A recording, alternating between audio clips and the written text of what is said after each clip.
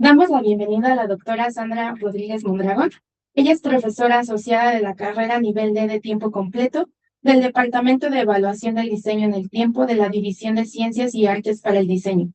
La doctora Sandra Rodríguez Mondragón es diseñadora industrial, maestra en diseño y nuevas tecnologías CAD/CAM y doctora en diseño y desarrollo de productos por la Universidad Autónoma Metropolitana Unidad Azcapotzalco. En el posgrado de diseño, desde 2014, es parte del comité organizador y editora de la colección de libros de los métodos y las maneras. De 2019 a 2023, formó parte del comité académico de elaboración de reactivos del examen general para el egreso de la licenciatura, EGEL Plus, en diseño gráfico, EGEL Gran Diseño del Centro Nacional de Evaluación para la Educación Superior, ACES, Ceneval. Desde 2020 forma parte del Comité Científico de la Revista de Ciencias Tecnológicas RECIT de Facultad de Ciencias de la Ingeniería y Tecnología en la unidad, Valle de las Palmas de Tijuana, Baja California, México. Y en 2023 ingresó como miembro activo de la Red de Investigadores en Diseño de la Universidad de Palermo de Buenos Aires, Argentina. En abril de 2023 se incorporó como integrante del comité editorial de la División de Ciencias y Artes para el Diseño de la Unidad Azcapotzalco de la UAM. Formó parte del jurado calificador del concurso estatal artesanal y artesano mexiquense Vida y Obra en sus ediciones 2022 y 2023. Recientemente nombrada como coordinadora y miembro del comité de posgrado en diseño y desarrollo de productos. Muchas gracias y bienvenido. Bueno, pues muchísimas gracias por la presentación. Bueno, tuvimos un cambio en el programa y bueno, tuve que adelantar mi presentación. Esperamos que el doctor Edwin en fechas futuras del seminario nos pueda presentar el tema que nos había prometido. Muy bien, bueno, pues yo les traigo un tema que tiene que ver con los retos del diseño de productos en Latinoamérica, una mirada crítica desde México. Es un tema que he venido trabajando pues ya desde hace algunos años con diferentes enfoques, pero bueno, ahorita a colación del seminario pues lo estoy aterrizando en el diseño de productos. El diseño de productos en Latinoamérica enfrenta una serie de retos estructurales que derivan de condiciones históricas, económicas, tecnológicas y culturales, bueno, propias de la región. En América Latina, a diferencia de los países industrializados, donde emergió el diseño como parte de procesos de modernización asociados a la revolución industrial y al desarrollo tecnológico, en América Latina la consolidación del diseño ha sido fragmentada y dependiente. Esta condición ha generado una serie de tensiones que se manifiestan en su práctica contemporánea, especialmente en la que respecta a la relación entre la innovación, la identidad y el mercado. Pero ¿el diseño en Latinoamérica responde a su contexto o reproduce modelos externos? Los invitaría yo a reflexionar sobre esta parte, que es justo el tema central de esta presentación.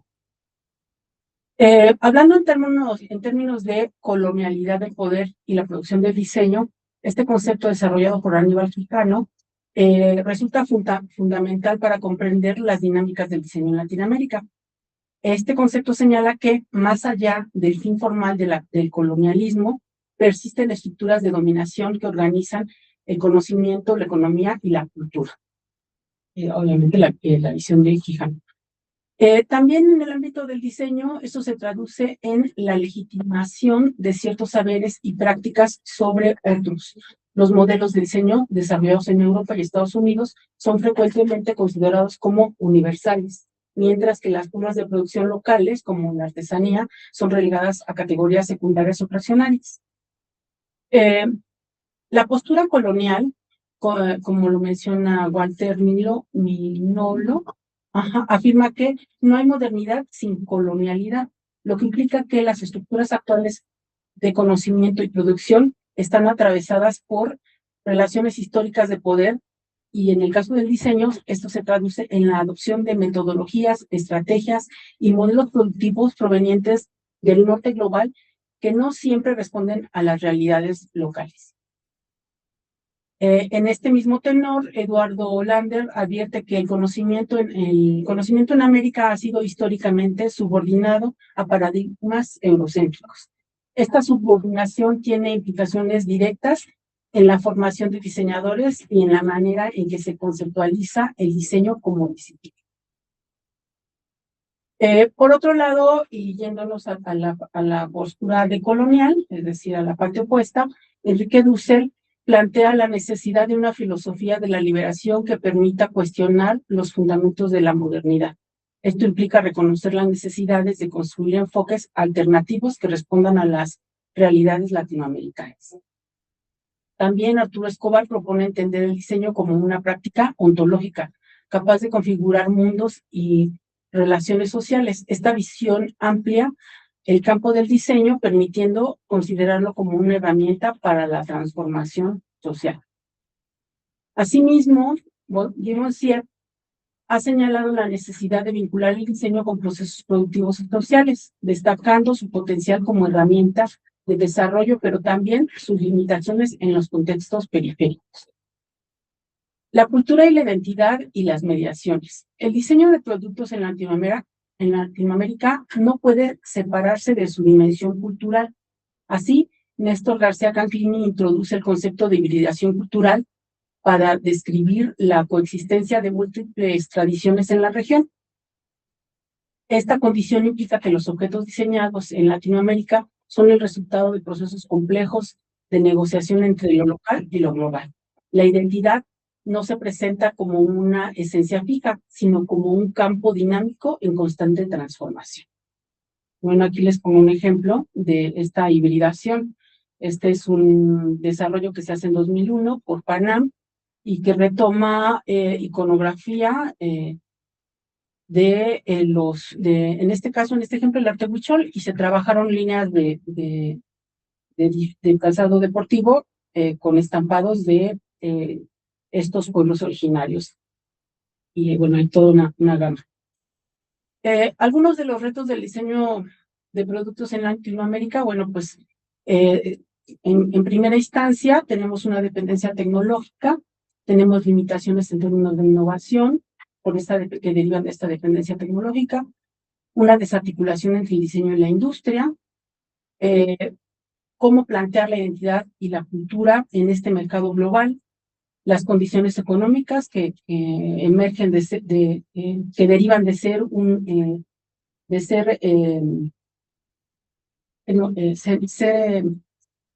una región emergente o no quisiera usar el término de su gran desarrollo porque ya hay muchísimo desarrollo, pero bueno, en vías de desarrollo, desigualdad estructural que también se deriva de esto, y obviamente la sostenibilidad, el territorio y los saberes locales.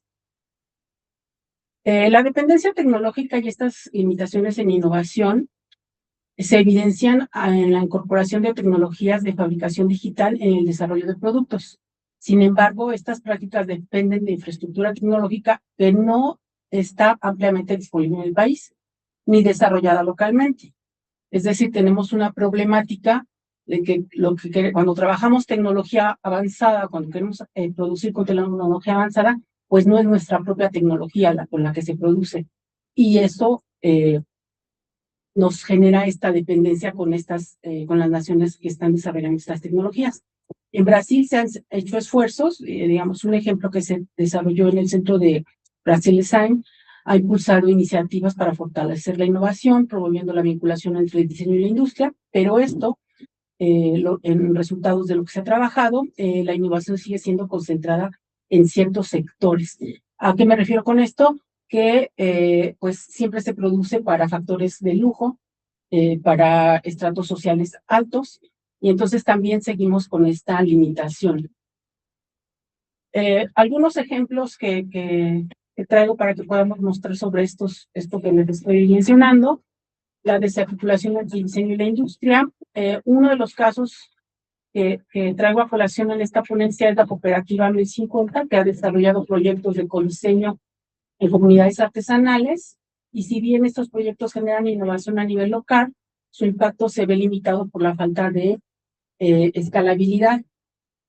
¿Qué quiere decir esto? Que las comunidades, los colectivos como este, y muchos más colectivos que se dan en el estado de Chiapas, este es de Oaxaca o en Chiapas, que se ha dado con las artesanas textiles, pues comienzan a producir y tienen sus ciertos canales de distribución, pero estos canales a veces se ven limitados, ¿no? Nos ha apoyado muchísimo las tecnologías digitales y toda esta comunicación en redes sociales, porque también eso ha permitido que se diversifique y que se pueda difundir toda esta producción y todas estas industrias emergentes. La desarticulación, o en otro caso que se da en Colombia, es en Artesanías de Colombia, quienes han promovido el diseño en las comunidades, logrando cierta institucionalización y en las prácticas. Sin embargo, la integración como sistemas industriales sigue siendo limitada, es decir, se mantienen los medios de producción artesanal, que finalmente también son parte de la identidad de los desarrolladores. Y bueno, estos son algunos de los puntos que se generan en esta empresa, ¿no? En esta cooperativa. Por otro lado, la identidad cultural y el mercado global. Esto constituye una tensión más compleja en Latinoamérica. Empresas como Pirwi han logrado posicionar productos que integran materiales y procesos locales en lenguajes contemporáneos. Sin embargo, este mercado está dirigido principalmente a sectores de alto poder adquisitivo, lo que mencionaba hace un momento. Bueno, este es el ejemplo de lo que hace Pirwi. Pues es mobiliario de alto costo y sí desarrollado con tecnología, digamos, tecnologías más recientes, equipo de control numérico, corte láser, etcétera, pero sigue siendo producto para ciertos sectores nada más. Otro ejemplo que se da en Argentina es el grupo Bondi, que ha trabajado en la reinterpretación de objetos cotidianos desde la perspectiva cultural, generando propuestas que dialogan con la identidad local. Ellos ya implementan otro tipo de materiales, pero tratan de adoptar los modos de fabricación local y, bueno, han estado trabajando en ciertos desarrollos de productos de diseño industrial. Y bueno, las condiciones económicas y la desigualdad estructural. El diseño en Latinoamérica se desarrolla en contextos económicos restrictivos. Según el Instituto Nacional de Estadística y Geografía, gran parte de las industrias se concentra en los sectores de bajo valor agregado, lo que limita la incorporación de diseño como elemento estratégico. A nivel regional, la Comisión Económica para América Latina y el Caribe ha señalado que la desigualdad constituye un obstáculo central para el desarrollo. Estas condiciones afectan directamente la práctica del diseño, limitando su alcance y su capacidad para generar impacto social. Es decir, todavía tenemos estos vestigios, estas restricciones para usar diseño. Se está centrado en la industria primaria, en los sectores primarios, y entonces el diseño todavía tiene ese sesgo de ser considerado no necesario o que no se implementa en los medios de producción. Por otro lado, la parte de la sostenibilidad representa una oportunidad clave para el diseño en Latinoamérica. No solamente en Latinoamérica, a nivel global, pues se representa un gran potencial. Un ejemplo de esto es el proyecto Taller Maya, que integra saberes locales en procesos productivos, promoviendo modelos de desarrollo comunitario. En Chile también diversas iniciativas de innovación social han buscado articular el diseño y la sostenibilidad. Sin embargo, también insertarse en los mercados globales genera tensiones en cuanto a la sostenibilidad, la escalabilidad y la viabilidad económica. ¿Por qué ocurre esto? Bueno, principalmente porque hay legislación que todavía no acaba de ser completamente clara en términos de sostenibilidad. La parte de la legislación de la propiedad intelectual de los pueblos originarios. En México tenemos desarrollada legislación y también no es que existe, pero sí tiene cierta desconocimiento, ¿no? Las empresas tienen cierto desconocimiento y por eso en algunas ocasiones no se puede potenciar el desarrollo artesanal. En este ejemplo, como pueden ver en la ilustración, bueno, pues son productos completamente contemporáneos, pero se retoman los modos de fabricación originarios en cuanto a la producción de textiles, en la producción de ciertos de materiales, el uso de las maderas, etcétera. Y bueno, aquí ha sido un proyecto bastante exitoso y han trabajado con diversos materiales y diversas líneas de desarrollo de productos. ¿Cuál es el rol del diseñador? En este contexto que acabamos de revisar, pues el diseñador debería de asumir un papel de trascendencia en la producción de objetos y su función debe implicar interpretar contextos mediante mediar entre actores y generar soluciones situadas. Estas soluciones situadas obviamente tendrán que estar enfocadas hacia el entorno local para poder potenciar la producción de carácter nacional. El diseñador debe ser capaz de trabajar en condiciones de incertidumbre, adaptándose a contextos complejos y proponiendo alternativas que respondan a las necesidades locales. Esto también implica una ratificación de la práctica profesional orientada hacia la responsabilidad social y a la innovación contextual. Un poquito también la parte de los objetivos de la UAM. Bueno, pero para, digamos, para poder discutir, bueno, yo propongo estas tres interrogantes. ¿Qué significa diseñar desde Latinoamérica? La identidad puede ser un recurso o es una responsabilidad. ¿Qué tipo de innovación es pertinente?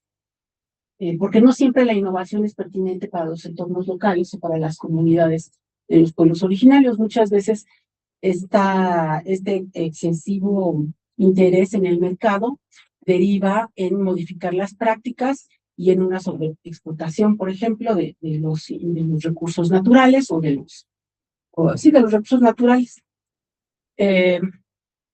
Bueno, como les decía hace un momento, este es un esbozo de la exposición de un tema de exposición que vengo trabajando. Y bueno, a modo de conclusión, porque me interesa muchísimo más regresar un poquito a la parte de los cuestionamientos. El principal desafío no radica únicamente en mejorar los productos, sino transformar las condiciones en las que el diseño se desarrolla. Esto va a ser fortalecer la articulación entre el diseño y la industria, promover innovación tecnológica y los valores y los saberes locales. El diseño en Latinoamérica tiene el potencial de convertirse en una herramienta de transformación social, siempre que se asuma como una práctica crítica situada y comprometida en su contexto. Esto es muy importante porque si estamos pensando solamente en diseñar para el mercado y en diseñar para, pues sí, para vender, para generar capital, a veces nos estamos olvidando de que hay necesidades latentes en nuestra sociedad que se pueden resolver con el diseño y que pueden generar esta transformación social. Por eso tendremos que estar pensando en los nuevos modos de hacer diseño, en las nuevas metas de generar diseño. Y bueno, entre los retos del diseño, pues está el diseño, que el diseño es una práctica situada, es decir, tenemos que identificar nuestro contexto para poder generar diseño a partir de esta localidad.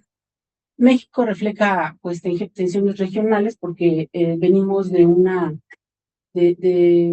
periodos en los que se adoptó tecnología de otros lugares, no se están desarrollando, bueno, en proyectos recientes sí se está trabajando, se tienen metas, digamos, en el plan nacional ahorita se tienen metas de desarrollos tecnológicos para México, pero venimos de un histórico de que no se desarrollaba tecnología. Hoy justamente veíamos un ejemplo en el que decían por ahí que somos el único, de los 7 productores de automóviles del mundo, más importante, de los 7 primeros lugares de productores de automóviles en el mundo, nosotros somos los únicos que no tenemos una marca líder.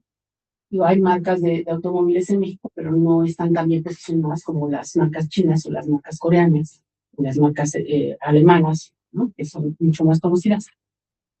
Bueno, el reto es sistémico, no formal, es algo holístico. Tenemos que ver el diseño como un todo.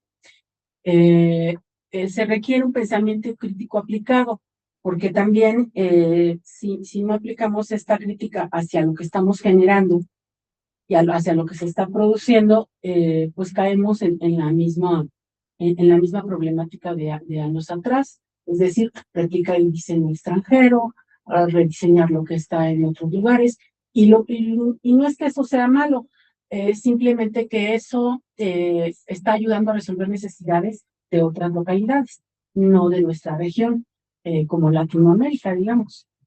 Bueno, esa es una postura de colonia.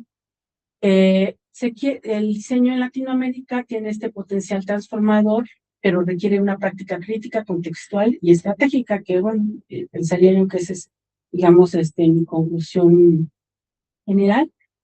Y bueno, estas son algunas de las fuentes que trabajé para esta pequeña presentación. Y pues sí los invitaría a que conversáramos un poco sobre esta parte de hacia dónde va el diseño. Voy a regresar a la diapositiva de las preguntas y invitarlos también aquí a los asistentes, y tanto presenciales como a distancia, que dieran su opinión sobre este tema que les traje el día de hoy.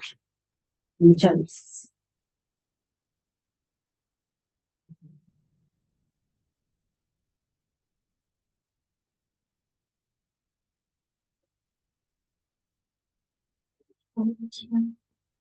Si no hay manita levantada, pues no, estoy teniendo también. Bueno. Sí. Sí. Rodrigo, por favor. Sí, muchas gracias. Gracias, Te doctora escuchamos. Sandra, por esta reflexión. Es que no Es allá. Allá abajo, junto a la fecha. Ah, sí, somos nosotros. Un momento. ¿Nos escucha? ¿Listo? Bueno. Ya te escuchamos. Perfecto. Sí, muchas gracias, doctora Sandra, por esta presentación. Creo que efectivamente nos hace falta mucha reflexión en el tema. Es una discusión que viene de lejos, ¿no? Entonces, yo recuerdo épocas en las que nos sentábamos a discutir si se podía o si se debía hacer diseño mexicano, en qué consistía ese diseño mexicano y qué tanto debería diferenciarse de otros diseños latinoamericanos o norteamericanos o europeos. En ese tiempo todavía no hablábamos de diseño asiático, hoy tenemos que hacerlo, desde luego. Entonces, pues sí, yo creo que nos queda pendiente mucho trabajo en esto, ¿no? De hecho, esta visión de colonial pues es más contemporánea y pues también nos permite reflexiones importantes, ¿no? De cómo nos definimos, cómo definimos lo que hacemos, cómo eso que hacemos incide o no en lo que necesitamos como pueblos que no somos homogéneos alrededor del mundo.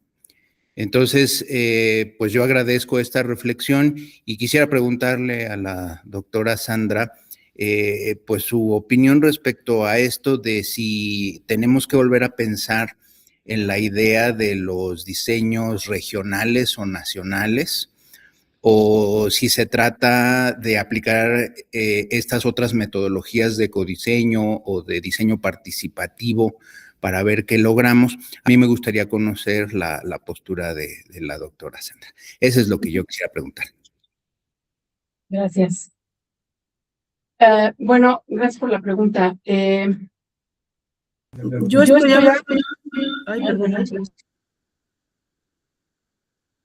a favor del diseño de colonial, es decir, y no solamente la parte de generar diseños, sino también de generar nuestros propios métodos de diseño, nuestras propias respuestas ante nuestras necesidades locales. Creo que tenemos mucho por hacer, el diseño tiene mucho que hacer. En México tenemos muchos pendientes. Hace unos días me invitaron también a una universidad, a la UNAM, me invitaron, y hablábamos de, por ejemplo, todo el software para diseño. Todo el software para diseño es norteamericano, y la mayoría de las plataformas están desarrolladas en inglés, aunque hay algunas que sí tienen el idioma español. En cuanto a diseño de productos, pues yo creo que también ahí tenemos un déficit, ¿no? No quisiera especular en cuanto a cifras, pero creo que entre el 80 y el 90% de los productos son chinos, ¿no? Las computadoras que usamos son chinas, el mouse que usamos es chino. A lo mejor en mobiliario hay un poquito más de diversidad, pero sí creo que le debemos mucho. Yo titulé la ponencia México porque le debemos mucho a México los diseñadores. Adoptamos muchísimas cosas que vienen de fuera, que no es que esté mal, pero si no comenzamos a construir lo propio, vamos perdiendo esta identidad. Ha habido este pequeño boom del diseño con identidad regional. Se viene dando desde los 70s. Recientemente hubo pues, también otro ligero empujón que se viene dando. Esto de impulsar la producción artesanal, la producción local, es reciente. Y creo que ahí los diseñadores tenemos muchísimo trabajo, tenemos mucho que aportar, pero también tenemos muchísimo que aprender de las tecnologías del México prehispánico. En mi práctica docente yo regularmente doy curso de historia y siempre invito a mis alumnos al Museo de Antropología porque los invito a que se den cuenta de que todo lo que se desarrolló en el México prehispánico da cuenta de civilizaciones muy avanzadas, donde se tenía un conocimiento avanzado, si por citar algo, pues las matemáticas, ¿no? El cero, y nosotros estamos despreciando todo ese conocimiento. En la parte de la producción textil se tiene muchísima información, aunque los textiles tienden a degradarse y no hay muchos textiles antiguos. La práctica textil se ha mantenido, por ejemplo. Los artesanos en México, en diversas regiones, continúan produciendo textiles con técnicas ancestrales. Y a veces los diseñadores no estamos aprovechando esas técnicas que han permitido que a la fecha esos textiles se prevalezcan, se mantengan, y se mantienen por su calidad estética y funcional. Entonces creo que sí tendríamos que estar mirando hacia nuestra localidad. México es un país enorme que tiene un bagaje cultural muy extenso, somos pluriculturales y aparte tenemos una gran biodiversidad y todo eso se podría aprovechar en beneficio del diseño. Entonces mi postura sería esa. Muchas gracias, doctora, y pues qué bueno que invita a sus alumnos a visitar el Museo de Antropología. Yo invitaría a todos los que nos acompañan a que le echen un vistazo, porque no hace mucho terminaron de, pues diría yo, retocar, no conservar, sino modificaron las salas etnográficas, todo el primer piso, porque cuando se fundó el museo, la visión de Torres Bodet era que esas salas etnográficas iban a servir para recuperar las culturas originarias, pero en la idea de que se iban a perder en el avance de la modernidad. Y todos estos años después, pues siguen con nosotros esas culturas, ¿no? Viviendo la modernidad a su manera. Entonces, esto que se acaba de retocar ahí en antropología, pues es ese cambio de visión. O sea, no se nos perdieron, siguen con nosotros y necesitamos conocerlas porque seguimos sin conocerlas. Entonces, qué bien que invite a sus alumnos. Yo invito a todos los demás, aprovechando este instante. Y pues muchas gracias, doctora, por su respuesta. Muchas gracias, le damos la palabra. Gracias. Bueno, felicidades, Sandra. Yo estoy de acuerdo de hecho, yo estoy preparando mi ponencia para los propedéuticos, ¿sí? Y en el mismo sentido de la decolonización, porque digo, es un tema ya muy viejo y yo lo he tratado siempre, porque el problema es que en México tenemos un gran complejo de inferioridad, la mayoría de los mexicanos, y siempre estamos queriendo imitar, ¿no? Es curioso porque yo viví 10 años en Italia Y cuando me fui a dar de alta para el registro federal de contribuyentes, no me quisieron registrar como diseñador porque en Italia no existía la carrera de diseño, ¿sí? Curioso porque según Italia, bueno, pues es el país del diseño, ¿no? No existía la carrera de diseño industrial y entonces acabé yo registrado como arquitecto, ¿sí? La carrera de diseño industrial empezó justamente cuando yo me regresé a México, es decir, en 1992. Durante todos los años que yo viví, no existió la carrera. Y fue, digamos, había un tipo súper inteligente que yo conocí bien, un argentino casado con una italiana, Feltrinelli, que se llamaba Tomás Maldonado, un tipo brillante.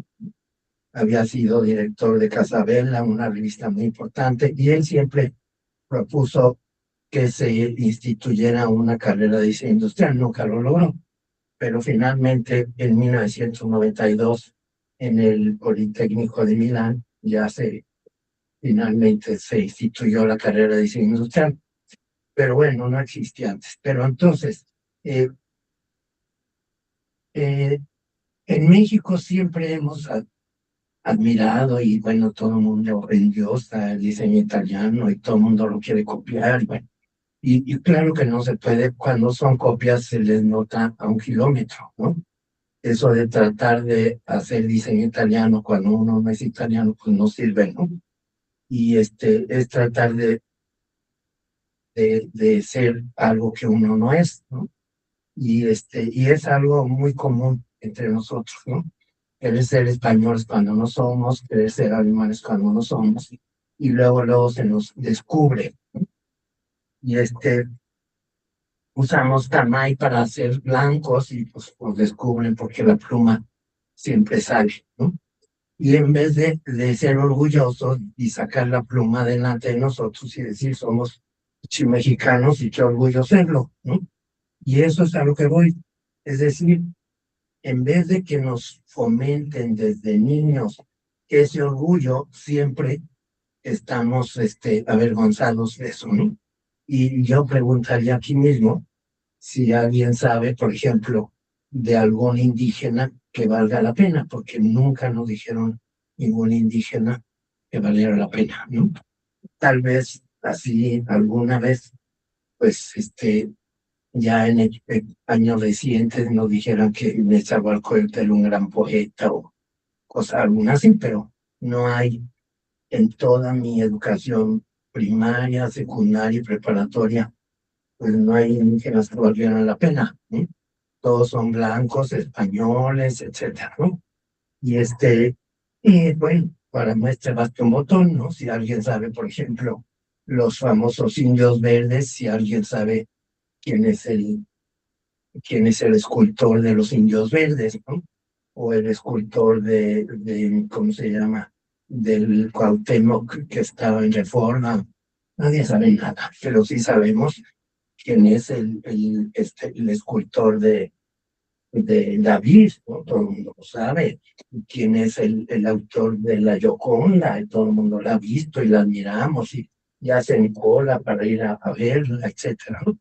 Pero de México no sabemos nada, ¿no? Yo durante 22 años di clase en la Ibero, ningún alumno nunca supo un pintor de la época virreinal, ni uno en 22 años, ¿eh? Si alguno se azardó, digamos, a dar un nombre en la época virreinal, le decían Frida Kahlo, ¿eh? En la época virreinal, ¿eh? Y luego confundían a Maximiliano con Cortés, ¿eh?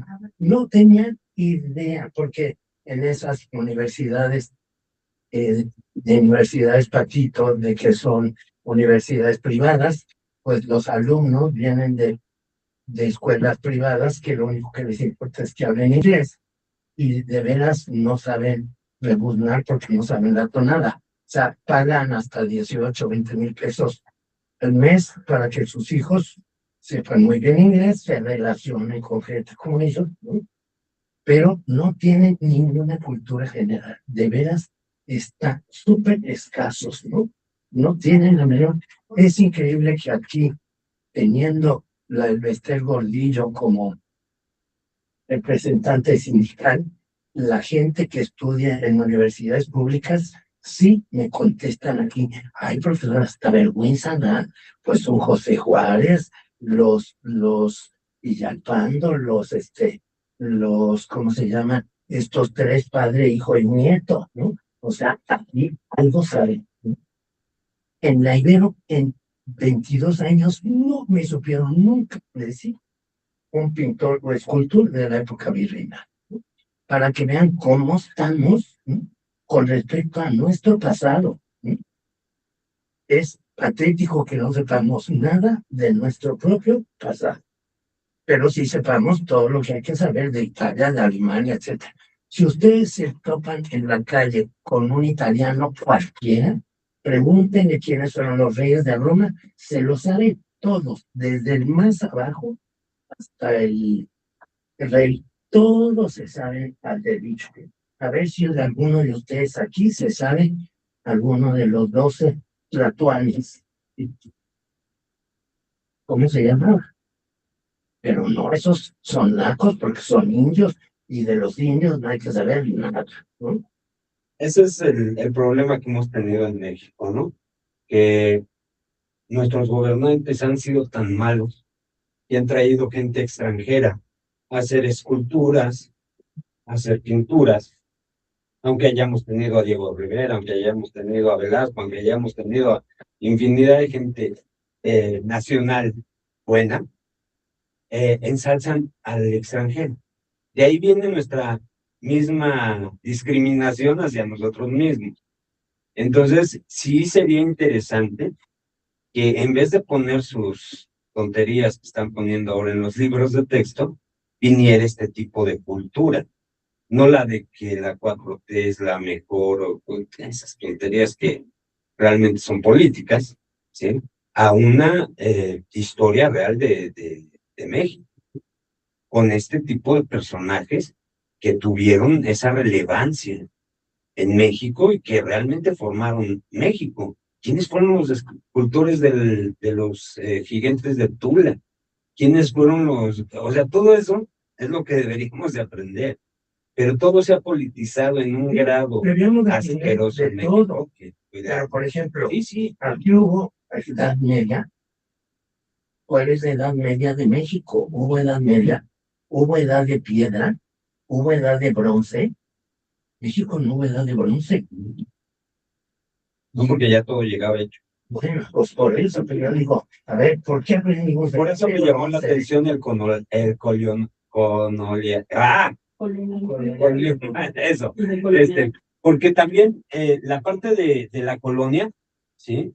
Pues muchas de esas arquitectura, diseño, viene de Europa, ¿sí? Y entonces me llama la atención que se quieran ir por esa línea cuando es una situación que viene de otro lado, ¿no? O sea, habría que hacer una conjunción de lo que se tiene originario, a lo mejor con lo que hicieron ellos, ¿no? Claro, es que no hay que negar uno y otro, hay que ver cuál es la historia de los dos, pero no negar una fusión de esas cosas. Y entonces sí, yo creo que tendríamos un poco más de éxito. Porque sí, el diseño, lamentablemente, nos ha llevado a copiar lo que ya está hecho. Pero los chinos lo hacen también, que te copian una figura de la Virgen de Guadalupe y que además patentan cuando la figura se empezó a hacer aquí. ¿Quién compra esas artesanías? Gente muy religiosa, en realidad, ¿sí? O gente que se lleva un souvenir a su país, ¿no? Pero sin historia, una historia real, ¿no? O sea, y ese es el problema que se tiene en México. Es más fácil agarrar lo que ya está que pensar tantito y hacer lo que no está. Y bueno, Es mi punto de vista. una cosa que siempre Un tema que siempre trabajamos cuando hablamos de colonialismo y de apropiación cultural y de identidad nacional, es esta parte de, no es que lo que viene de afuera sea malo, pero si nosotros no empezamos a desarrollar lo propio, vamos a continuar con las problemáticas latentes. Lo que les decía yo del ejemplo de las plataformas para desarrollo. Estas mismas plataformas que estamos utilizando.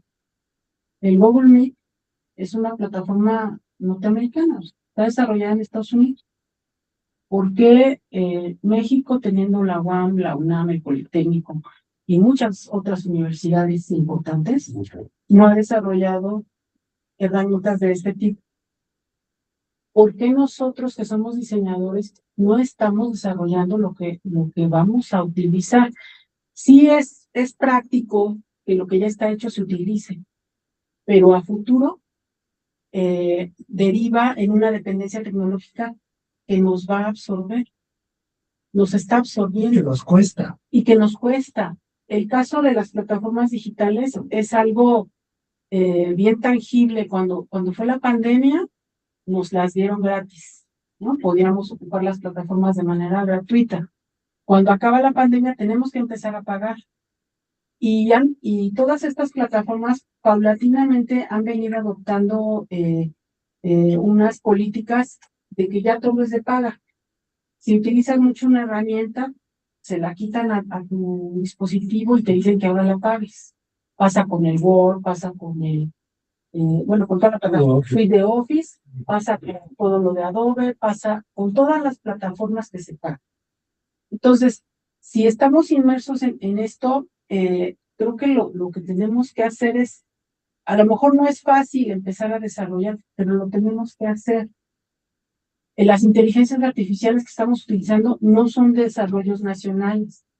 Hay algunas que comienzan en la UAM, me parece que también hay un proyecto ahorita de desarrollo de tecnologías de inteligencia artificial.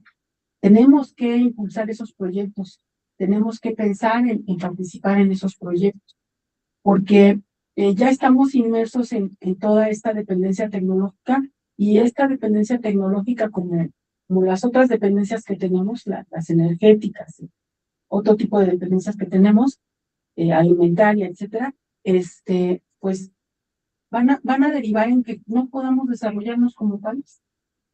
Tenemos que generar lo de nosotros. ¿Dónde lo tenemos que hacer? En las universidades. ¿Quiénes tienen que hacer el diseño mexicano? Los diseñadores que están en las universidades públicas. ¿Por qué las universidades públicas? Porque las universidades públicas es donde tenemos que atender todas esas problemáticas sociales. Ya sabemos que las universidades privadas atienden al mercado. Las universidades privadas son producto del mercado, generan profesionistas para el mercado.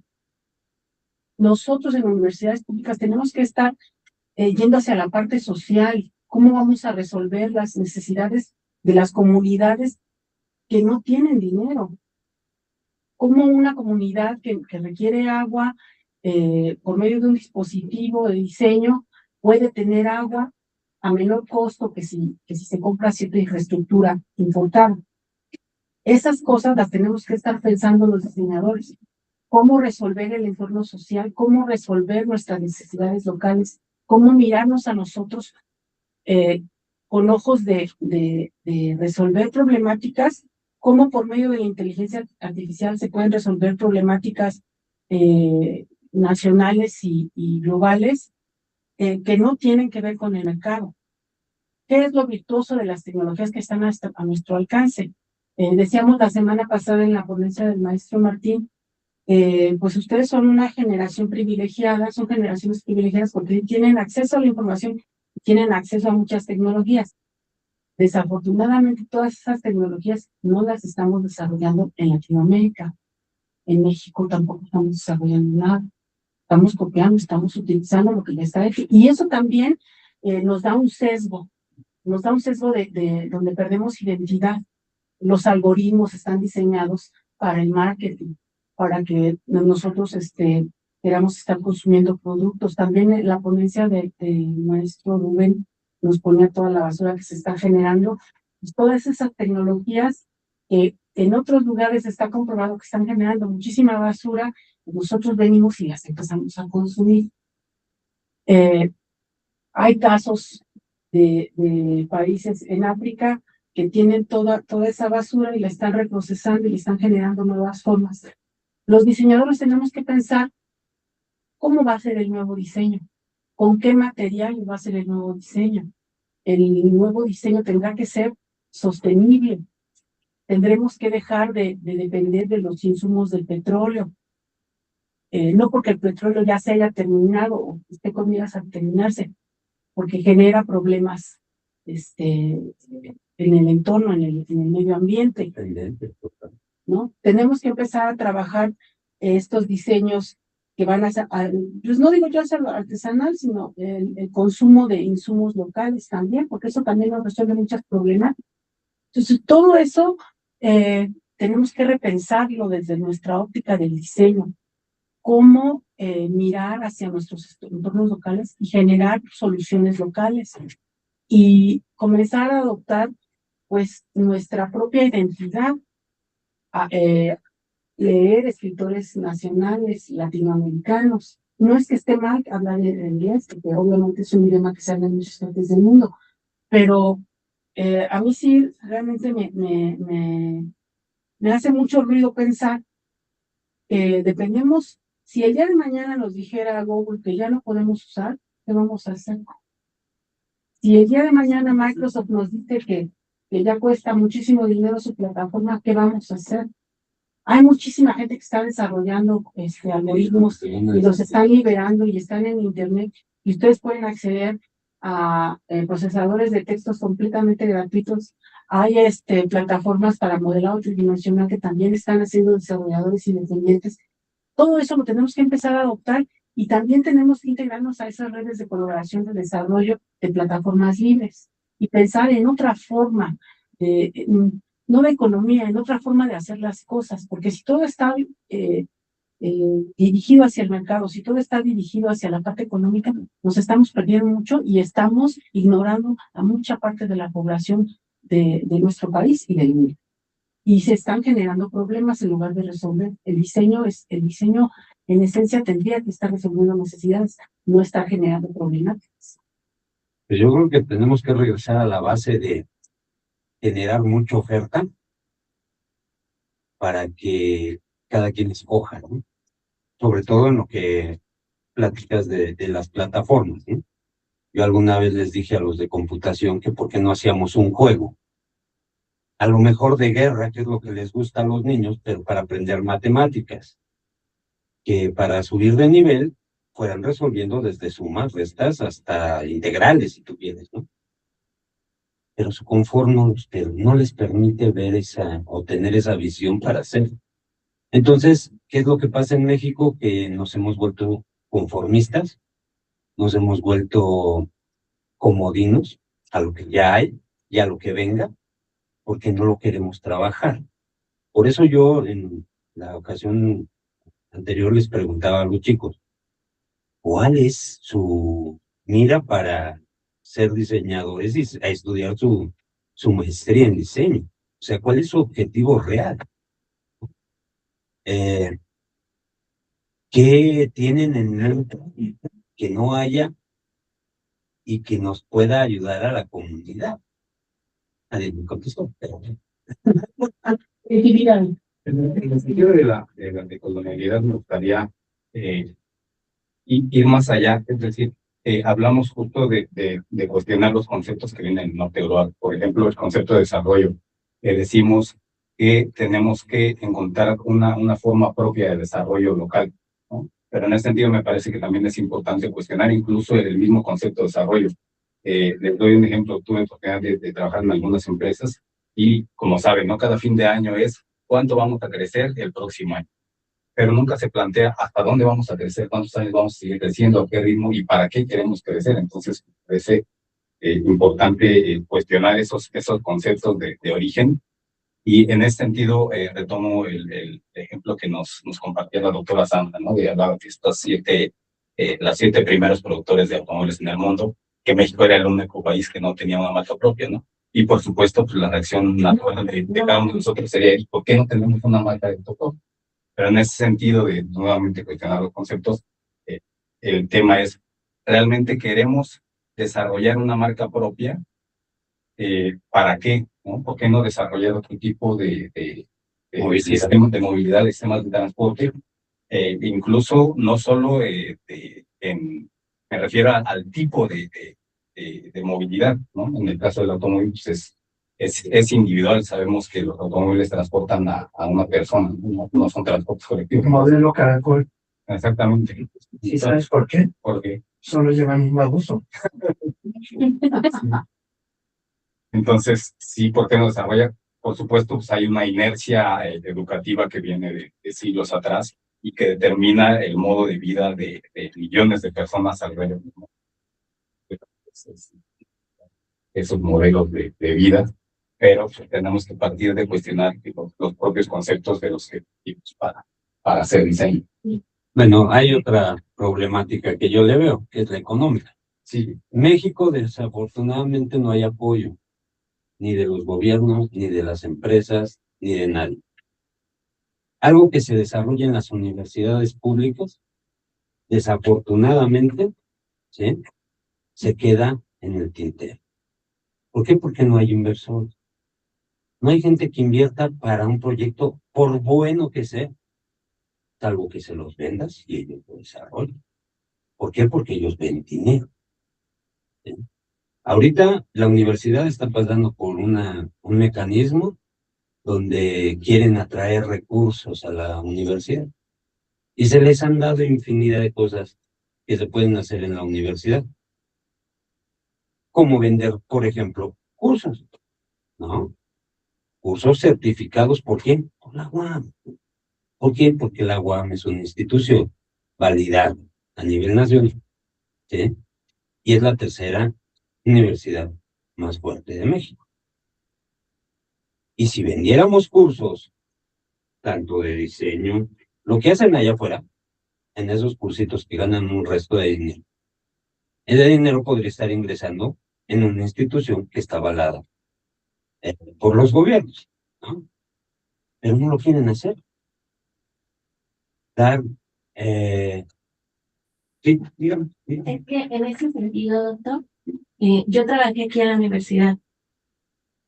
Lo que hemos visto es que esos cursos no los quieren pagar, tanto la gente como nosotros mismos. Ahorita si nos dicen un diplomado de innovación que diga de inteligencia artificial, está en 4,000 pesos. Yo me quiero inscribir porque me considero torpe para la inteligencia artificial. O sea, de verdad soy mal. Yo sí invertiría 4,000 pesos en un curso, pero hay mucha gente que no, o que no tiene o que no puede. ¿Qué es lo que termina haciendo la universidad? Otorgando becas. Entonces se otorgan becas y se pierde realmente ese sentido que usted dice. Entonces no nada más pueden ser cursos los que puede ofrecer la universidad. Hay otras opciones, que es algo, digo, que yo no quise responder hace 15 días a su pregunta, porque consideré yo que después hice otra pregunta que si me permite la doctora Sandra la puedo decir porque ella me dijo que por qué no la pregunté en el momento. Es el maestro Claver, perdón, habló de las fuentes primarias. Y yo dije, bueno, el mismo posgrado nos dice que debemos tener fuentes de información en nuestra tesis de los últimos 5 años. Y las fuentes primarias, estamos yendo más de esos 5 años. Entonces, es válido si los metemos, el comité no nos lo va a rechazar por utilizar fuentes primarias. Ya el maestro Claver, pues, ya dijo no, o sea, sí las deben consultar, pero entonces hay que hacer ese cambio a nivel posgrado, que dentro de los lineamientos se considere realmente y que no esté tan específico como está de 5 a 10 años, ¿no? Entonces, todo esto es realmente una discusión que incluso estaba el otro profesor, no recuerdo cómo se llama, sí nos dijo su nombre, pero se me fue el nombre. Alejandro Morán. Ah, Sí. también él hizo una aportación sumamente interesante. Aquí tristemente digo, qué bueno que la doctora nos está dando más oportunidad para hablar y que quede grabado, porque como yo les dije, a mí me da muchísima vergüenza hablar. O sea, de verdad, cuando usted hizo la pregunta, no, porque Ya el no estás cabello lo esperando. tengo así, No, yo ya no sí. estás esperando. Es bueno. Los que me conocen saben que soy súper penosa. Pero sí quería contestar esto porque realmente los cursos que ofrece la universidad, y es algo que yo observé, o que es parte de mi tesis doctoral, es que la división decía, hay un catálogo de servicios, de productos, bueno, de servicios más que de productos, que ofrece la universidad. Hay de CBI, hay de sociales, pero decía, no hay. O sea, no están incluidos en ese catálogo los servicios que ofrece la división, que yo considero que sí existen y que deberían estar. Entonces, ya después, cuando sea mi examen, lo invitaré. Si lo puede, o si puede leer antes de mi tesis, también adelante. Pero yo creo que es más un querer que nosotros mismos paguemos o no por esos tipos de cursos. Te voy a decir por qué no los paga la gente. Ujú. La gente no los paga porque te dan una constancia de participación, no de certificación. Es diferente. Cuando tú eres certificado, es porque eres muy apto para haber llevado. Y eso te avala allá afuera. Y eso te avala en otra institución. Pero cuando te dan una constancia por haber participado en el diplomado o en el curso fulanito, entonces, VM tiene años vendiéndoles licenciaturas ejecutivas Ujú. a Bimbo y a las industrias. Yo les decía, ¿por qué no lo hacemos aquí? ¿Por qué no lo hacemos aquí? A nadie me interesa, porque ellos están en un confort que dicen, no me interesa. ¿Eh? Esa es la respuesta a lo que tú estás comenzando. No, claro, claro. Sí, Y es que el certificación. confort que está, de allí es donde uno tiene que partir. Todos, bueno, no quiero hablar en general porque no soy profesora. Usted preguntaba eso, ¿por qué queremos ser? A mí me encantaría quedarme como académica aquí. Sí, veo las oportunidades reales difíciles. ¿Por qué? Porque soy administradora, no soy diseñadora. Entonces, tal vez mi perfil no les interese. E incluso en sociales, tal vez mi perfil ya no les interesa por haberme enfocado en diseño. Y tal vez la ingeniería menos les interese por lo mismo, ¿no? Pero entonces, no recuerdo si fue usted o qué otro profesor hizo esta pregunta de por qué nos tenemos que seguir certificando. O sea, si soy administradora, mi maestría en finanzas y mi doctorado en finanzas, ¿no? Entonces, cuando nos diversificamos y los que tenemos una mente divergente, no somos aceptados. Sí, aquí estoy yo, del curricular. Bueno, pero además también hay que pensar que el diseño es multidisciplinario. Entonces, por eso todos estamos aquí. Claro. O sea, esa es una ventaja del diseño. Adelante. Muchas gracias. Sí. Justo quería tomar el tema. Bueno, yo tomé la clase anterior, bueno, la clase anterior en casa, pero justamente lo escuché y me resonó mucho porque en este caso, bueno, yo mi investigación la estoy aplicando a una industria, que es la industria cervecera, pero justo el diseño lo que me ha dado y lo que quiero como llegar a mi proyecto es poder llevar estos conocimientos a la gente, no solo a la académico, sino a la gente que está afuera, ¿no? Eso es lo importante. Y creo que, bueno, uno de mis objetivos con mi maestría es crear una certificación a empresas cerveceras en el área de sustentabilidad y economía circular. Y me llama mucho la atención lo que dice, porque yo también considero que la universidad puede brindar estos cursos o certificaciones a industrias. Y esta a lo mejor es entre privatización o no del conocimiento, pero puede generar mayor amplitud de la educación, no solo, y no quedaría solamente en el aula, sino ya aplicado a la industria, que creo que eso sería importante para que las políticas nos puedan mirar, ¿no? Y puedan dar este apoyo y estos ingresos para los proyectos. Eh, Solo que también considero que en México estamos como atados de manos porque pues dependemos muchísimo de las políticas externas, sobre todo, bueno, de los primeros, del primer mundo, ¿no? Estados Unidos en este caso, que es pues nuestro vecino, ¿no? Desgraciadamente. y nos puede arrastrar a cosas difíciles, ¿no? En este caso, bueno, yo estoy tratando también de ver mucho el contexto mundial, porque creo que todo impacta en tanto en México y como en nuestras investigaciones. Entonces considero que México tiene muchas ganas y yo me incluyo de poder hacer el cambio y de poder contribuir. Sin embargo, creo que también uno de lo que yo he visto es el desconocimiento general y no tanto a lo mejor sí la comodidad y el conformismo, pero creo que también es porque no se llegan estos temas a la gente de pie, ¿no? Que me dijo, ¿cómo podemos llevar, o sea, la pregunta que me interesa es, ¿cómo podemos llevar todos estos conocimientos a la gente externa, no nada más en la academia? Y que además también podemos dar esa inspiración y como nosotros como universidad también llevarlo a algo que es tangible, ¿no? No está peleado, yo digo, la economía con el conocimiento, al contrario, creo que funciona muy bien y se funciona bastante, pero ese es el problema que a veces veo, ¿no? Que muchas veces no la academia, no la industria, y creo que pueden coexistir bastante bien. Y sobre todo también esta parte, ¿no?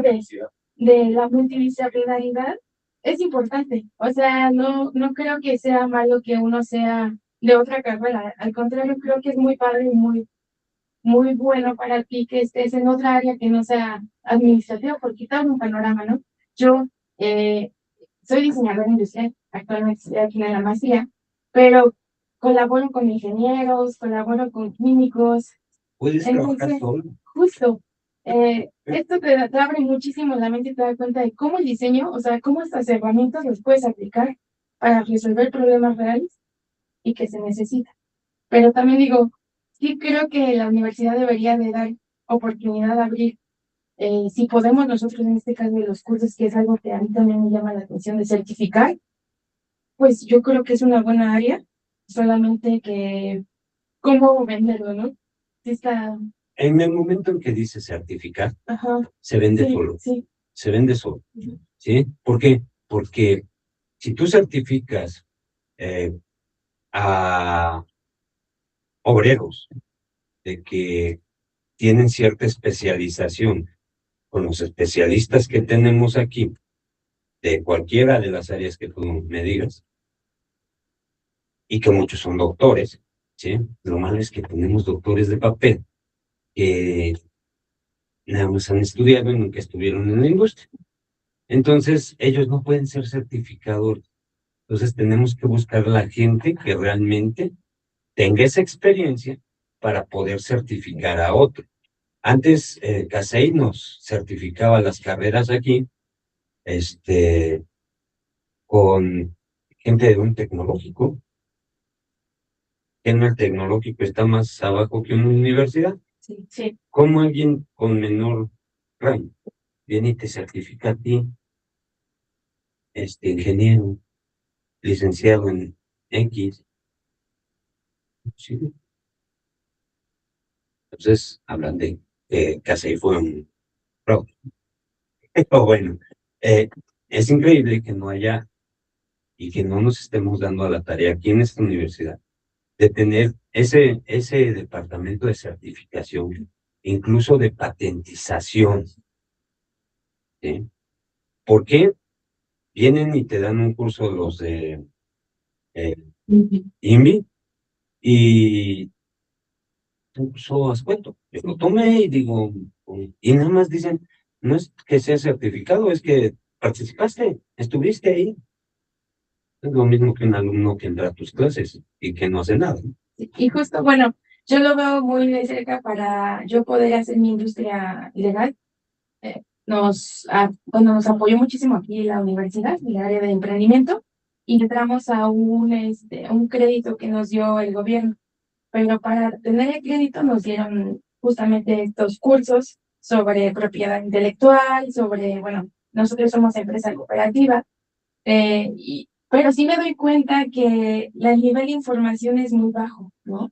Y obviamente, bueno, digo, agradezco tener licenciatura y pude haber a lo mejor entendido algunas cosas, pero gente que dice, bueno, yo quiero hacer mi cooperativa de artesanías que vendo en mi pueblo, pero sí se veía, ¿no? Cómo los trataban diferente o que no entendían, y eso a mí me generó mucho conflicto, ¿no? Mucho estrés, porque digo, el gobierno también te está dando el apoyo, pero no te da el conocimiento, ¿no? Y eso es muy frustrante, porque se me hace como que sí apoya, pero nada más, tú vuelas con el dinero que te dieron a la gente, y la gente no sabe cómo administrarlo, cómo hacer No saben ni leer. Ujú. Entonces esa pobre gente lo que hacen es explotarla Sí. y volvemos a la esclavitud de hace 100, 200, 1000 años, ¿no? O sea, esa es la problemática, que el diseño parte, ya lo decía el maestro, de la imaginación y del querer hacer, ¿no? Y primero pensar antes de hacer, ¿no?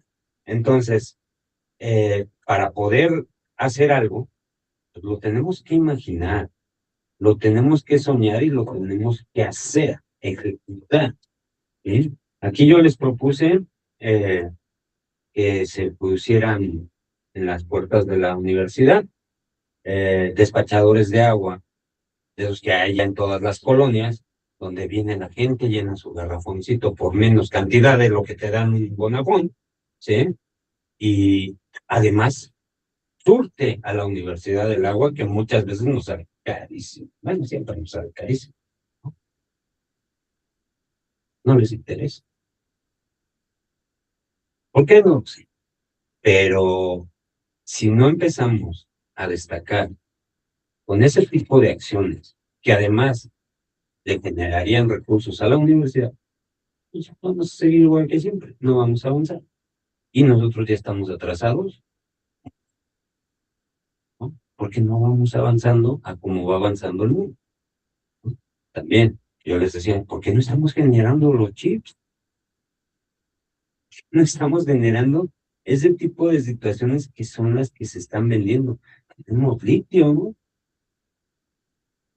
Bien, pues váyanse a aprender cómo se hace un maldito chip, que nada más es un diagrama. El problema es qué componentes les están poniendo para que tengan la capacidad de tener infinidad de información ahí adentro. Y desarrollar algo propio, o sea, después de conocer cómo funciona y cómo se mueve ese chip, ¿sí? Pues empezar a ver a lo mejor otra configuración que nos permite. Sí, el problema es que nuestras universidades se han derechizado y les vale sorbete. O sea, antes el correo era mejor. Ahora ya se los están pagando a Google. O sea, ¿por qué no tenemos nuestros propios correos ahora? Hay uno Porque ahora lo es gratuito. pagamos. O sea, porque ahora pagamos. Antes te decían usen software gratuito, porque ahora tenemos tienes que pagar. porque ahora le pagan a Word. O sea, ¿por qué? ¿Qué pasa con estas autoridades allá arriba? Lo dije hace rato. Mientras no haya oferta de ese tipo de plataformas, pues te vas por la que hay. Justo es lo que yo decía hace un momento. Entonces, es la Es problemática. mucho trabajo. La realidad es que es mucho trabajo. Desarrollar nuestro propio software, desarrollar nuestra propia redes sociales, nuestras plataformas de redes sociales. Es trabajo, sí, pero lo tenemos que hacer. Porque si no empezamos, de cualquier manera, en algún momento lo vamos a tener que hacer. Esa dependencia tecnológica de Estados Unidos y de Europa cada día nos va a salir más cara. Entonces, por eso yo invito a los nuevos diseñadores. Los rusos tienen, los estúpidos europeos no tienen. Y por eso pagan sus aviones, porque depende del señor, ¿cómo se llama? Microsoft, ¿no? Pagan los aviones durante un día entero porque pues dependían de Microsoft. Dices, ¿cómo es posible? No, y los celulares y todo se paró. Sí. Por eso ahorita que dicen que registre su teléfono, ya no voy a registrar. Y me dejan sin teléfono. Pero sí es importante mencionar que lo que motiva a las universidades privadas, pues, al final es generar recursos, ¿no? Claro. En tanto una universidad pública el vínculo con la sociedad, incluso con el sector Claro. privado, deben ser otros los objetivos, ¿no? No necesariamente el generar recursos. No, no son Pero es los generar, fundamentos de una eso universidad. es generar autonomía. Claro, ese es el punto. Nos decimos autónomos nada más en ciertas cositas, pero no somos capaces de tener nuestra misma riqueza. Sí. Ese es el problema, que la autonomía está mal enfocada. Todas las universidades autónomas que viven del presupuesto del gobierno, ¿sí? Están mal enfocadas porque no generan. Por ejemplo, a ver, explícame cómo es posible que Cuba, que la han castigado los gringos durante 60 años, tengan vacunas hechas por ellos, o sea, tengan desarrollos tecnológicos que no tenemos nosotros, ¿no? Que tenemos dinero, computadoras, que tenemos cuántas universidades públicas y que tenemos en cada departamento. ¿Cuántos somos en este departamento? 50, 60 de tiempo completo, ¿no? Y no hacemos nada. O sea, ¿qué pasa? No tenemos autonomía. Y en Cuba, castigados hace 60 años por unos cerdos gringos, desarrollan vacunas, mandan médicos a todo el mundo. La gente va a curarse. No depende, justamente, no depende.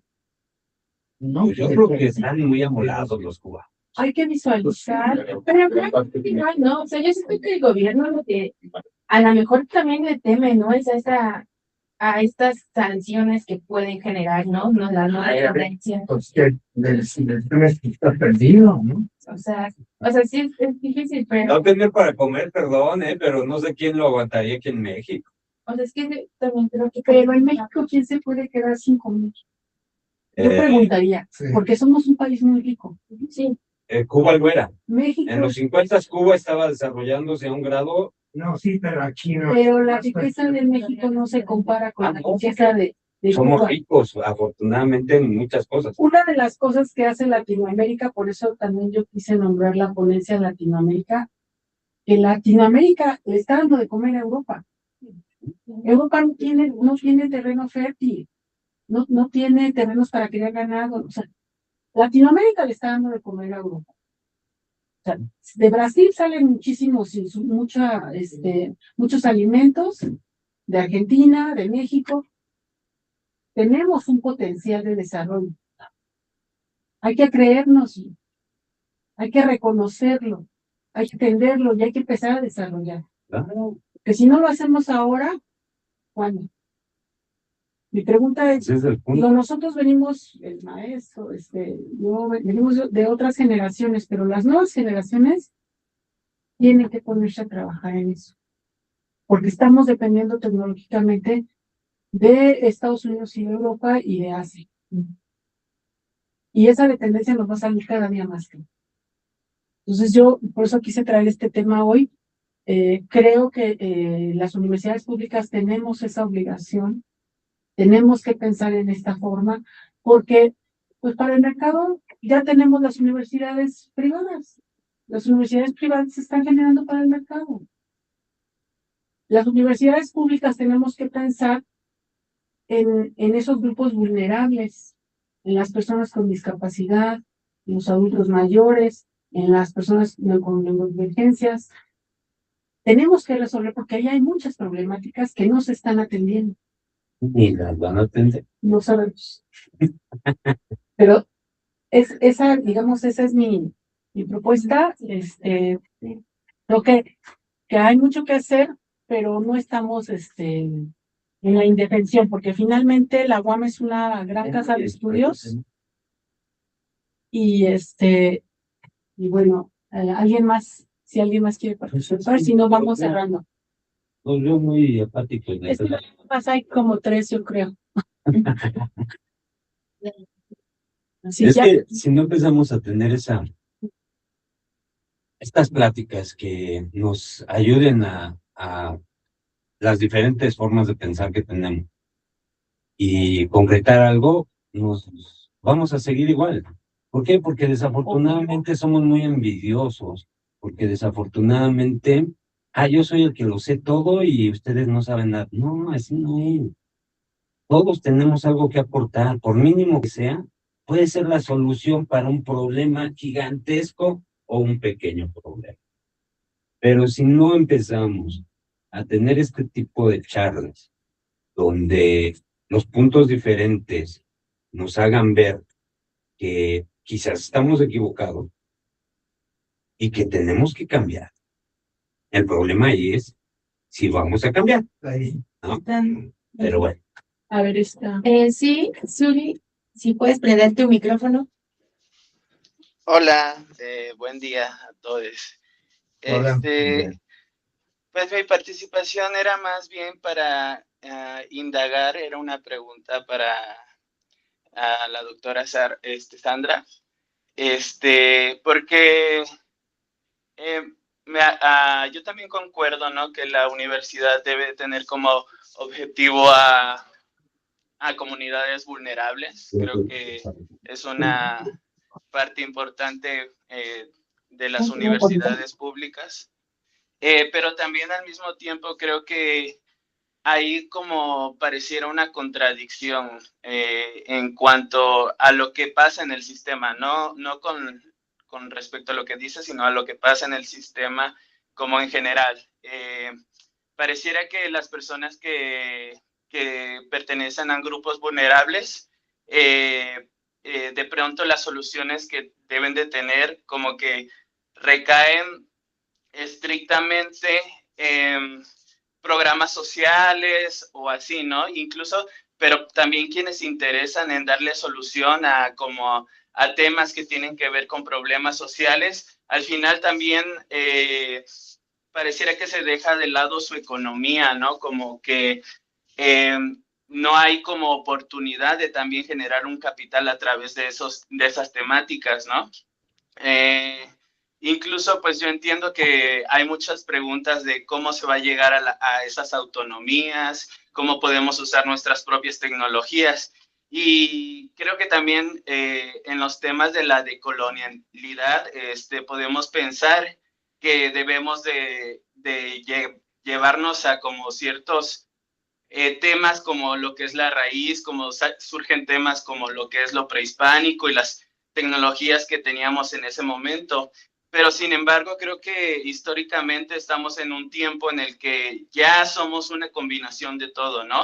Las personas afrodescendientes, las personas indígenas, estamos habitando pues el mundo global, ¿no? Todo lo que es globalizado. Y creo que si tenemos como esta visión de usar nuestras propias tecnologías, creo que estamos en un periodo de transición, ¿no? En el que debemos de usar tecnologías, pues de otros países para que podamos llegar a cierta autonomía, ¿no? Entonces creo que es importante dar un enfoque también a aprender esas tecnologías y también reconocer que aunque no se vean como tecnologías como mexicanas o no se vean como tecnologías latinoamericanas, hay personas mexicanas y latinoamericanas que estamos contribuyendo como a esos aspectos de la tecnología. También creo que darle esa visibilidad es importante para romper con estigmas coloniales precisamente, ¿no? Entonces la pregunta que yo quería hacerle es, ¿usted cree que hay una identidad en el diseño como mexicano? Ay, perdón, me salieron algunos, unos mensajes aquí en la pantalla. Es que es una compañera que quiere participar, pero después de tu participación. Ok, ajá. Entonces, la pregunta era que si creía que había una identidad del diseño mexicana y cuál sería como esa perspectiva del diseño, cómo usted la observa y pues qué opina también del uso de tecnologías con tecnologías también que tengan que ver con pueblos originarios, cómo esto se puede llegar a ver un equilibrio entre esas dos como vertientes del diseño. Gracias por la pregunta. Pues mira, yo creo que sí tenemos una identidad, sí hay personas que están trabajando en diseño mexicano con identidad, yéndonos un poquito hacia la parte de textil, que es mi tema de expertise, pues sí, hay quienes están trabajando diseño con identidad étnica, digamos, ¿no? O con identidad de pueblos originarios, y se pueden trabajar el diseño utilizando toda la información que se tiene de las comunidades y del bagaje iconográfico que hay, ¿no? De cualquier región de México. Creo que mucha de la identidad tiene que ver con la identidad en el diseño o la identidad en los productos de diseño que emplean todas estas tecnologías o estos saberes ancestrales, pues tienen que ver con dar una continuidad a la producción de objetos. Citaba yo también lo del textil, porque el textil pues ha prevalecido por justamente esta identidad. En otros tipos de productos también se adoptan estos materiales y se tiene cierta identidad. Por eso hacía yo el planteamiento en la ponencia de si a veces esta identidad es forzada, ¿no? O la adoptamos como una herramienta de desarrollo. Creo yo que desarrollar con identidad étnica es una herramienta de desarrollo, es un sistema de desarrollo. Tú puedes ir a cualquier comunidad, identificar ciertas características y aplicarlas a tu diseño. Y eso independientemente de las leyes que hay de preservación de patrimonio inmaterial, se puede trabajar. Hay formas, hay métodos para hacerlo. Y no es plagio y no es apropiación, hay maneras de hacerlo. ¿Cuál era la otra pregunta? Ya se me fue por el otro lado, ya no me acuerdo.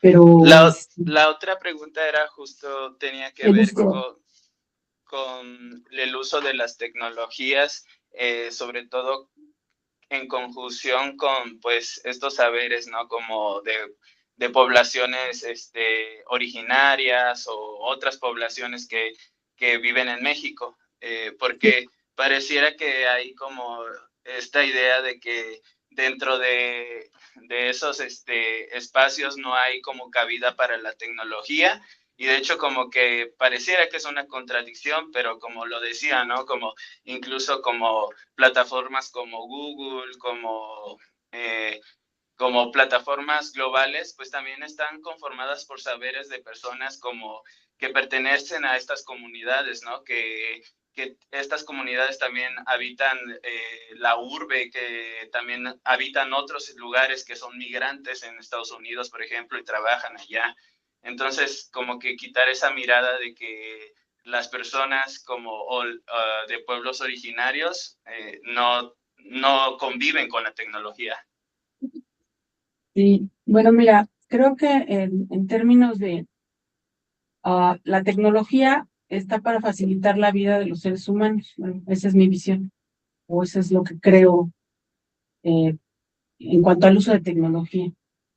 Creo que es erróneo pensar que los pueblos originarios no tienen acceso a tecnología, porque, bueno, a mí me tocó trabajar con algunas comunidades de Chiapas y las artesanas traen celulares, ¿no?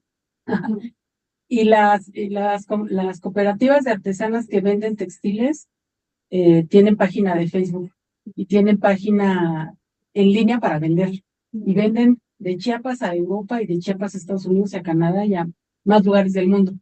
Entonces, creo que la tecnología es virtuosa en la medida de su aplicación, ¿no? Hay tecnologías que son rechazadas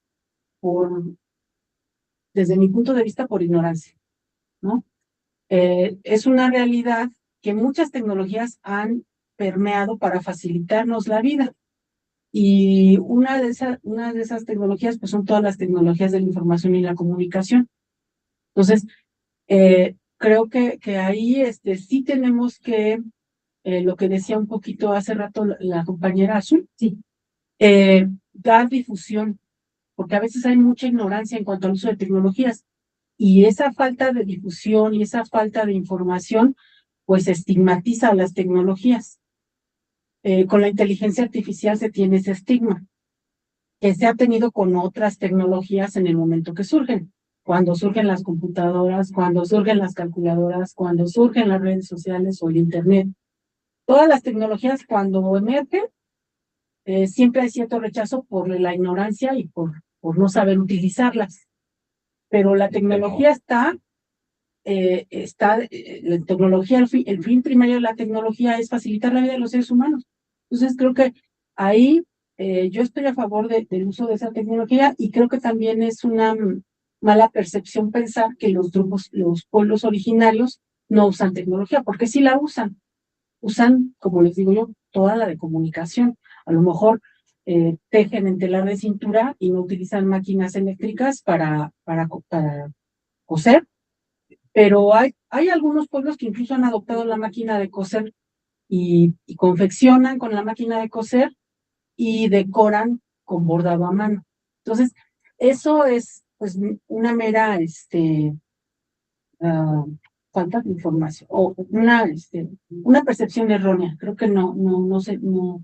Sí hay algunos pueblos que muestran cierta resistencia ante la tecnología, pero también hay que reconocer su derecho a sus usos y costumbres, que es algo muy característico de México. Hay comunidades que se rigen por usos y costumbres y eso tiene cierta resistencia al uso de tecnologías, porque también venimos de un proceso histórico de maltrato y de sobreexplotación. También, retomando la parte por ejemplo, de la indumentaria, se da en comunidades indígenas que los hombres salen a querer trabajar y no los contratan porque no utilizan ropa eh, pues como la que utilizamos nosotros, porque usan calzón de mano, etcétera. Y entonces se les tiene que imponer una indumentaria para poderlos contratar. Y eso es maltrato. O sea, los indígenas tienen derecho a vestirse como ellos quieran. En este país tenemos todas las libertades, ¿no? Aunque tenemos una constitución que determina los derechos de los otros, ¿no? Como dicen por ahí, el respeto al derecho ajeno y la paz. O sea, todos tenemos, nuestros derechos concluyen cuando empiezan los de los otros. Y el maltrato que han recibido las comunidades indígenas también influye en que no quieran adoptar todas estas tecnologías.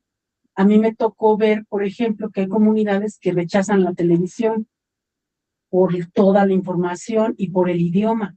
En Chiapas, la mayoría, muchísima gente de los pueblos originarios es bilingüe, hablan español y hablan su lengua originaria. Y nosotros no les reconocemos esa capacidad bilingüe, ¿no? Las escuelas muchas veces son en español y se les tendría que estar educando en sus lenguas originarias. Y también ahí tenemos una pérdida. No se está generando material bibliográfico y de documentación en las lenguas de los pueblos originarios. Es otro déficit que tenemos, es otra deuda que tenemos. Gracias, espero haber contestado. Muchas gracias. Le damos la participación a Esmeralda. Gracias, Azul. Bueno, buenas tardes a todos. Nada más rápido, doctora, y bueno, a quienes están presentes allá. Durante su ponencia, pues, hoy esta narrativa pues se ha centrado únicamente en objetos. Sin embargo, o en estos contextos sociales como han venido pues dando a conocer, perdón, existen pues diferentes necesidades, no solo de productos, sino también de diseñar experiencias, ¿no? Aquí es donde entra el enfoque ontológico del diseño, en donde pues se diseñan formas de ser o de existir y el diseño para la innovación social pues tiene un papel importante, ¿no? Esta narrativa que tiene muy poco tiempo de que se ha venido como implementando o discutiendo en el diseño, pues ha tenido distintas controversias. Sin embargo, pues me gustaría saber un poquito acerca de su opinión y cómo cree usted que esta forma nueva de diseñar, pues puede impactar para bien o en su caso no, para estos contextos sociales y tan complejos porque son, pues, ecosistemas vivos, ¿no? Que pueden dirigirse hacia distintas pues resultados y esto es pues su complejidad de ello. Sí, sí. Bueno, gracias por la pregunta. Bien interesante lo que tú planteas. Justo lo decía yo al principio, bueno, cuando comencé a hablar de las conclusiones. Tenemos que pensar estas nuevas formas de hacer diseño. Tenemos que pensar estas nuevas formas de resolver, generar soluciones a problemáticas sociales. El diseño tiene que incidir de esa manera. El diseño transforma los entornos. Un diseño genera cambios sociales muy importantes. Piensen ustedes, por ejemplo, en el diseño de los celulares, pues, cómo transformó la vida de los seres humanos. Es tan grande la forma en la que puede incidir el diseño en la modificación de los hábitos de los seres humanos, que por eso es importante pensar cómo se va a hacer el diseño o qué es lo que vamos a diseñar.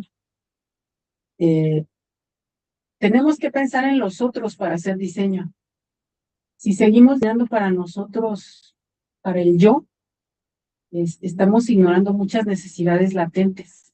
Por eso es importante el diseño social, estas nuevas formas en las que, más allá de la parte económica, podemos ayudar a los seres humanos a mejorar su calidad de vida, a mejorar sus modos de vida. Entonces creo que esa es una parte de las más importantes de hacia dónde tiene que mirar el diseño. El diseño social creo que es el futuro de la humanidad, porque hemos venido generando diseño para el mercado y eso nos tiene inmersos en muchas problemáticas de carácter, con diferentes caracteres, sociales, económicos, ambientales. Hay que pensar en el nuevo diseño y el nuevo diseño tiene que ser pensando justamente en nosotros, el diseño social, el diseño con fines de mejorar nuestra vida y la de los otros seres humanos con los que compartimos el planeta. Gracias. Gracias, maestra. Sí. Sí, por eso es importante, atendiendo a lo que tú dices, el estudio del otro, porque en nuestras clases tenemos una web que se llama Cultura de Diseño. Yo siempre digo que la cultura es algo inconsciente. Nosotros no sabemos cómo es nuestra cultura hasta que no salimos de viaje, ¿no? Cuando tú sales de viaje a otro país, inclusive también a otro estado, te das cuenta de cómo es el otro. Si van a ustedes a Mérida, inmediatamente van a saltar, porque inmediatamente pues un yucateco tiene otra manera de ser, ¿no? No se parece en absoluto a una persona de Mexicali, ¿no? De Baja California. Tienen otra manera otra manera de hablar, otra manera de que te dicen lo busco y no lo busco, ¿no? Y tú dices, ¿cómo? Pues búscalo, ¿no? Sí, lo busco, pero no lo busco. Y lo que quiere decir que lo buscan y no lo encuentran. Y son modos de ser, ¿no? Y en ese sentido, pues eso es que la cultura no es consciente. Y nosotros no sabemos cómo somos hasta que no vemos cómo es el otro. Entonces, el estudio del otro es muy importante para conocernos a nosotros mismos. Yendo en Asia, por ejemplo, pues cuando hay un duelo, por ejemplo, la gente se viste de blanco. Y uno diría, pues, ¿cómo de blanco? Pues que no es una quinceañera o una novia, ¿no? No es novia, es un funeral, ¿no? Entonces, todas esas cosas las va uno descubriendo cuando viaja. Entonces, pues hay que hacer que nuestros alumnos viajen, pero estando en el aula, ¿no? Y conocer nuestra cultura, justamente es cuando vamos nosotros a conocer nuestros valores. Y si nosotros conocemos nuestros valores a través de conocer nuestra cultura, podremos diseñar, como yo digo, yéndonos al origen. Y cuando nosotros vamos al origen, vamos a diseñar productos originales, ¿no? No copias, ¿sí?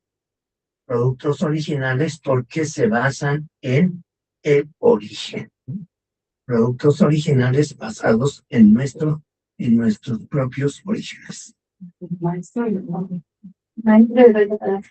Yo quiero reforzar un poco lo que está diciendo Martín, porque un día, estudiando ahí en Estados Unidos, un compañero mío tailandés me dijo, oye Antonio, yo creo que en México las personas son felices.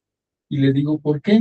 Y me dice, porque tú siempre sonríes. Y le digo, en Bangkok la gente no sonríe. Dice, en Bangkok, para que llegues a la mayoría de edad, tienes que haber matado a 1 o 2 personas, porque si no, uno de los muertos eres tú. En los estrés. Ok, Astrid, te damos la palabra. Ay, muchas gracias, Azul. Buenas tardes a todos. Ahorita con lo que mencionaba la compañera Esmeralda, yo quisiera hacer una aportación, ya que coincido plenamente con ella, ¿no? De ver el diseño desde una dimensión ontológica, porque pues al final el diseño, considero lo que he aprendido, ¿no? A través de este posgrado, pues es que no solo crea objetos, sino también se pueden diseñar mundos, modos de ser y encontrar soluciones que no son tradicionales, ¿no? Y aunque desde mi experiencia en mi proyecto, ¿no? Que va un poco pegado con la innovación social, pues sí quiero poner sobre la mesa que algunas veces la teoría gana sobre la viabilidad económica y quizás es el reto más grande cuando intentamos sostener estas posturas, por lo que creo que la academia puede jugar a favor muy importante sobre nuestras investigaciones, ¿no? Que va un poco hilado, ¿no? A lo que comentaban al inicio de cómo podemos ser actores y cómo podemos realmente transformar. Entonces, pues a mí me da mucho gusto que se estén abordando estas posturas, porque cuando intentamos investigar desde posturas nos enfrentamos constantemente a barreras externas, nos enfrentamos a la industria, ¿no? Y donde viene también esta parte que tiene que ser rentable, y por ahí también mencionaba otro compañero, ¿no? De cómo hacer las propuestas sostenibles a través del tiempo sin que el capital dicte la solución, ¿no? Porque también creo que algunas veces algunas propuestas pueden ser no llevadas a cabo o se pueden llevar frustradas precisamente por el capital. Y creo que es muy importante también, como mencionaban, no llegar a una comunidad de imponer desde un producto innovador, sino pues generar soluciones que surjan desde el diálogo, desde la parte colaborativa, ¿no? Y pues bueno, ¿no? Pues nada más yo dejo por ahí mi comentario y que espero, pues ojalá tengamos más ponencias como estas, más vínculos, donde podamos, pues dejarlo no solo en ideas, ¿no? Sino en realmente tener estos ecosistemas transformadores que no pasan de manera inmediata, ¿no? Sino a través de los años. Y pues qué mejor que contar con el apoyo de la academia. Y pues nada, muchas gracias. Gracias. Un comentario más, nada más. Ya voy a dejar de hablar, pero no sé qué posibilidad hay de que busquemos esa denominación de origen con los productos que se generen, tanto sociales como productos, quizá, ¿no? Tendríamos que buscar esa denominación de origen para proteger, porque lamentablemente aquí no se protege nada. Y vienen los chinos y todo lo copian. Y lo hacen más barato que nosotros. Entonces, si no hay dinero aquí para que esa gente que tuvo la idea y que diseñó y que hizo para que viva. O sea, sí va a vivir, porque ya lo dijimos, en México todos podemos vivir, pero va a vivir vendiendo pepino. Y ese no es su trabajo. ¿Sí? O sea, mientras haya abundancia en México de frutas, de todo lo que tenemos, pues nadie nos podemos quedar con hambre, siempre y cuando trabajemos o siempre y cuando nos den la beca del bienestar, ¿no? Pero, bueno, pues, no, ya nos la están dando por todo, pues entonces vivimos del gobierno. Ahora sí que nos mantenga el gobierno, pero se le va a acabar el dinero, ¿no? Y si se le acaba el dinero, entonces ya no vamos a poder vivir como decimos que podemos vivir, ¿no? Entonces, yo creo que sí tendremos que buscar esa protección, tanto intelectual como de todo tipo, para lo que se cree en México. Y empezar a buscar la forma de desarrollar, porque si no desarrollamos y seguimos con lo que nos envían, siquiera deberíamos copiar a los japoneses y a los chinos, ¿no? Que pues veían algo y lo mejoraban. Es lo que siquiera deberíamos de estar haciendo, mejorando algo que nos llegue. Ya lo desarrollaron ellos, bueno, vamos a mejorarlo. ¿Cómo? Pues investigando, trabajando en ese artículo o producto para que sea mejor y además sea reconocido mundialmente. Creo que es en lo que deberíamos de trabajar bastante. Ya, me quedo callado. Ya casi terminamos ahí. Pues bueno, con esto damos el cierre a esta ponencia. Agradezco mucho a todos su participación y que hayan venido. Y también los invito en la próxima ponencia el día miércoles 22 de abril con el maestro Antonio Abad. Nos va a hablar sobre proyectos de investigación y desarrollo de productos. Pues muchas gracias, doctora, también, y gracias a todos. Gracias.